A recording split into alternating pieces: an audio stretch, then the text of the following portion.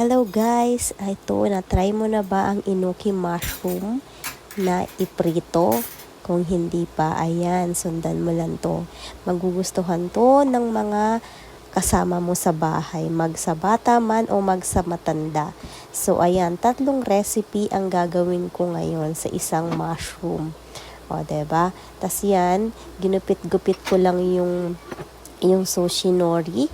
Tapos, binalot ko lang yung dulo niya, tapos lagyan ko ng water sa dulo para hindi siya maghiwalay. Tapos yan, uubusin lang natin yan na nakaganyan. Para sabi nga nung anak ko para daw siyang pamaypay, o diba?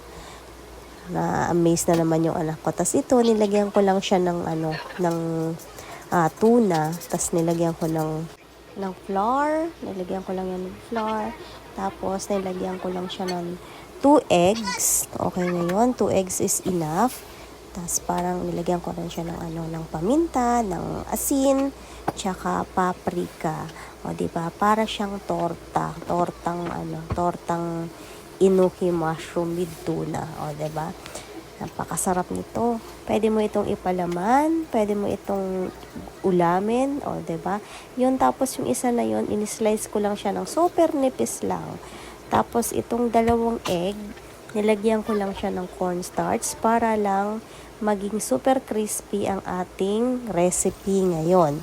So ayan, tayo ay magprito na. Ganon kasimple yon, magugustuhan ng mga bata. Pwede mo itong pambaon, pwedeng pambaon ng mga bata sa school, ipalaman sa tinapay, o diba? Ang cute-cute nito, para siyang pamaypay talaga. Gustong-gusto yan ni Archer. Tapos ayan, ito yung nilagyan ko ng tuna kanina. Pwede rin siyang pambaon talaga. As in, pwedeng papakin, pwedeng pambaon, pwedeng pangkanin, o diba? Ganun yun. So tara na, kumain na kayo at kakain na rin kami.